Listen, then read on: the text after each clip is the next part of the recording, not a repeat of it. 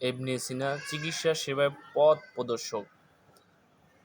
আর আমার মাকে ডাক্তার দেখাইলাম, আর ব্লাড নিতেছে, সবাই দেখেন। আর মার জন্য দোয়া করেন, মা খুব অসুস্থ। সবাই দোয়া করবেন যার যার জায়গা থাকে। আর মা ছাড়া সন্তান যেরকম একটা অসহায়, যার মা নেই সে বুঝতে পারে।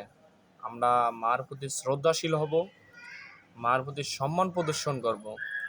যার মা আছে সে হয়তো বুঝবে না, কিন্তু যার মা নেই সে বুঝতে পারবে মা হারালেই কত কষ্ট। মা থাকতে মাকে মূল্যায়ন করুন, মাকে ভালোবাসুন, মার সেবা করুন, মার খাবার দাবার বাসস্থানের ব্যবস্থা করুন এবং সবসময় মার পাশে থাকবেন আর মার দোয়া নেবেন। তাহলে ভবিষ্যৎ আপনার জীবনটা আরও বেশি উজ্জ্বল এবং সুন্দরময় হবে ইনশাআল্লাহ।